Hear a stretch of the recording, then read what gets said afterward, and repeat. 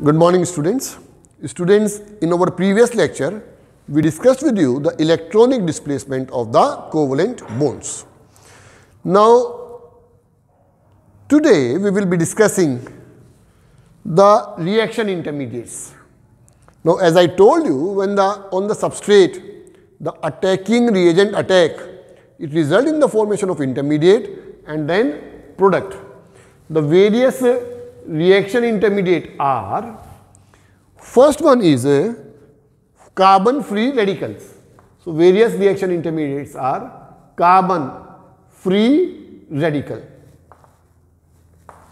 Then we have carbocation, carbon free radical, and then carbocation, and then we have carboanion. So, carbon free radical, carbocation and carboanion. And then we have carbene and nitrene. The next intermediate will be carbene, and then next we have over here is nitrene.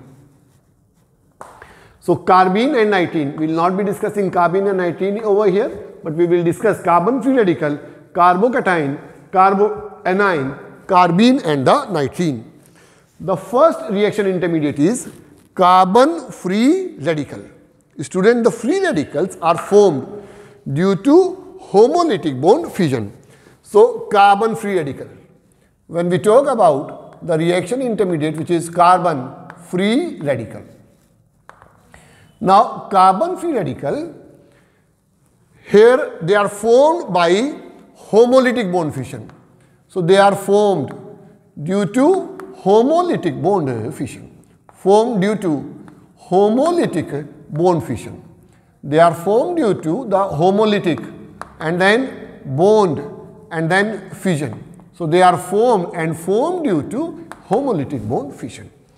How do we represent them? They are represented in this manner. Suppose we have this one. So, they have odd or unpaired electron with them. This is chlorine having an odd pair of odd electron. So, this will be called as a chlorine free radical. What name do we give to this one? It will be named as chlorine free radical. Similarly, if you take this one CH3 and then this one, this over here will be called as a methyl free radical. So, we have a chlorine free radical, methyl free radical. Similarly, we may have this one CH3 and then CH2 and then dot. So, this will be called as a ethyl free radical. So, this will be ethyl free radical. So, this will be methyl free radical, and then this over here will be ethyl free radical. So, what are carbon free radical? They are the reaction intermediate which are formed due to homolytic bond fission. They have the 7 electron in their outermost shell. Fine. So, these atoms have odd or unpaired electron. These atoms have odd or unpaired electron. They have odd electron or unpaired electrons. In fact, remember student, they have 7 electrons in their valence shell. They have 7 electrons in their valence shell. 7 electrons in their valence shell over here. In their valence shell. Am I clear over here? How are they formed? They are formed due to homolytic bond fission. Suppose we have got this one, chlorine and chlorine. It undergoes a fission, and the fission occurs in the presence of photon of energy over here. So, it will result, it will have a free radical over here, it will have a free radical over here. Then it will be a chlorine free radical. So, what is obtained over here? It will result in the formation of a free radical. And which molecule is this? This is chlorine molecule. Now, student, you must always remember, any reaction occurring in the presence of sunlight or ultraviolet light, or I must say in the presence of peroxides, in those reactions always and always the free radicals are formed. So, note as a note, common in the reactions occurring in the presence of Common in reactions occurring These are common in reactions occurring in a presence of sunlight. Common in the reaction occurring in the presence of sunlight or ultraviolet light, or I may say in presence of peroxides, etc. They will involve the intermediate which will be carbon-free radical. And then free radicals are paramagnetic in nature. These are paramagnetic in nature. So when we talk about the carbon-free radical, these are always and always paramagnetic in nature. So they are formed due to homolytic bond fission. These are paramagnetic in nature. These are common in the reactions occurring in the presence of sunlight or ultraviolet light or peroxides. They have a odd or unpaired electrons and are formed due to homolytic bond fission. Am I clear? All carbon-free radicals are sp2 hybridized with a bond angle of 120 degree. So this will be sp2 hybridized. So these are sp2 hybridized. Bond angle over here will be 120 degree. And how do we make the structure of a carbon-free radical? This over here will be R, then C. This will be R and then R, and over here will be a carbon-free radical. So this over here will be sp2 hybridized. Bond angle over here will be equal to 120 degree. Am I clear, student? Now, stability of free radical. Stability of free radical.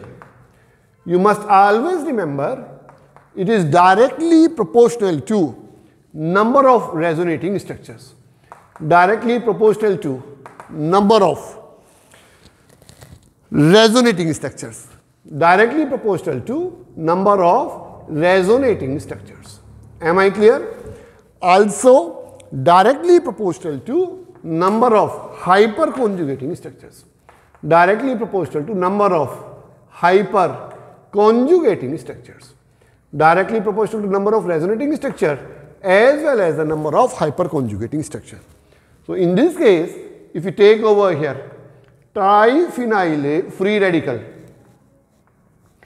triphenyl free radical. This is triphenyl free radical. And then over here we have got this one. So triphenyl free radical. This will be more stable as compared to biphenyl free radical. So triphenyl free radical will be more stable as compared to biphenyl free radical.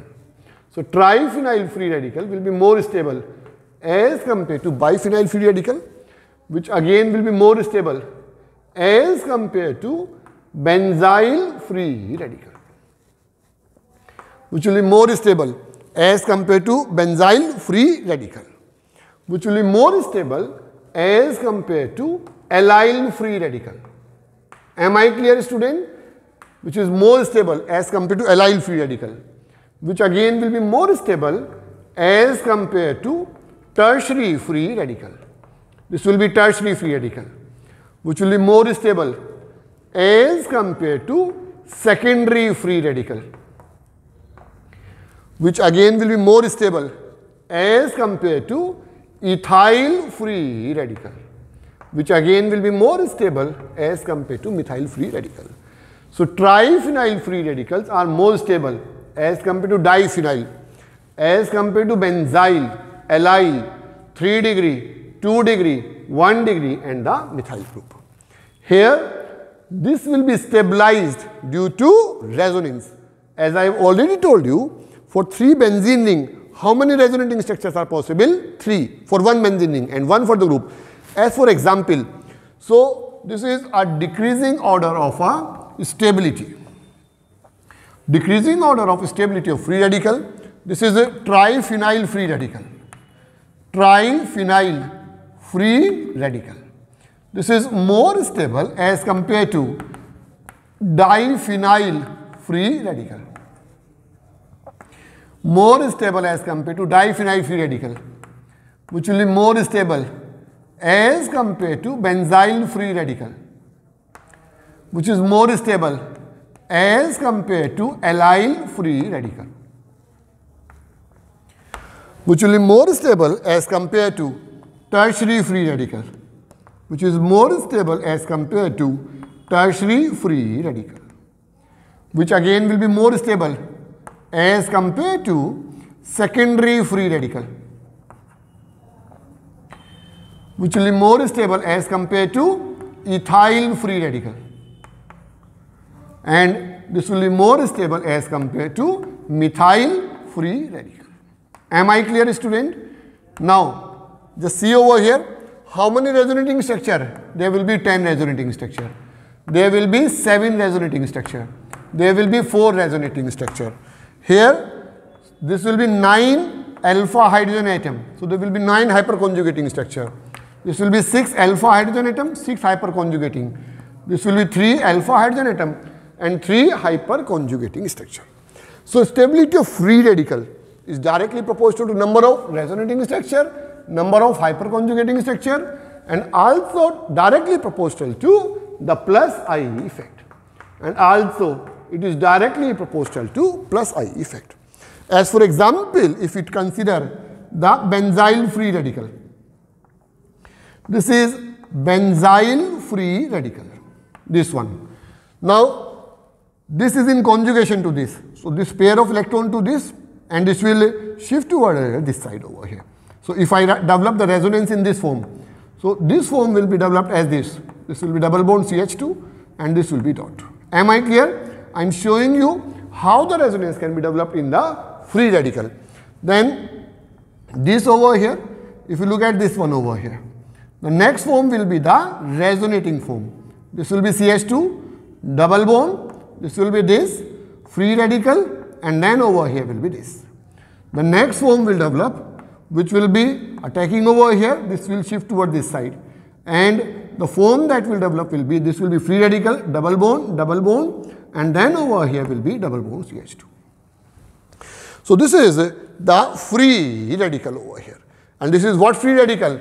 This is a benzyl free radical. We may again make the form over here, and this will develop in this form over here. So, this will be a benzyl free radical. So, this is resonance in benzyl free radical. Resonance in benzyl free radical. It is the resonance in benzyl free radical. So, I hope more than you must have understood, more the number of resonating structure, more will be the stability of a free radical. For every benzene ring, there will be 3 resonating structure and 1 for the atom or a group or a carbon atom on which the free radical is present. So, this is how we discuss the stability of free radical. As told to you earlier, these are reactions common in the cases which occurs in the presence of sunlight or ultraviolet light or in the presence of a peroxide. So, in fact, I must say over here, heat also. That is the reaction which occurs in the presence of heat. These are called as a free radical reactions. So, one of the reaction intermediates formed during the chemical reaction is a carbon free radical. I hope this must have been clear to you. So, free radical reactions are possible in the reactions occurring in the presence of sunlight, ultraviolet light, peroxides, then gaseous phase also. You must not miss this, the gaseous phase. And then in the presence of heat, etc. All these reactions involve the intermediate which will be a carbon free radical. As for example, student, if you see this reaction, we take methane when react with chlorine and the reaction occurs in the presence of sunlight. What will happen over here? It will result in the formation of methyl free radical and HCl will be given out. Am I clear? Or this will result in the formation of methyl chloride and HCl will be given out. Now, when we will discuss the chapter alkane, I will tell you the mechanism of this reaction. I have told you, student, if you look over here, the resonating structures of a benzyl free radical. Similarly, if it is asked to discuss resonance in allyl free radical. So how do we discuss the resonance in allyl free radical? Just see over here, this will be CH2, double bond CH, and then CH2 dot. This is a allyl free radical. How will it develop? There will be a conjugation between this free radical and the pi electron. It will shift toward this side. When it will shift toward this side, they will develop a resonating form. So this will be CH2 dot, and then CH, and then double bond CH2. So you may see over here that this accounts for the stability of the free radical. And this is resonance in allyl free radical. Resonance in allyl free radical over here. So this is the resonance, and resonance in allyl free radical. I hope the first reaction intermediate, carbon free radical, must be very, very clear to you. Now student, in our next lecture, we will discuss with you the next reaction intermediates, carbocation and carboanion. Till then, thank you.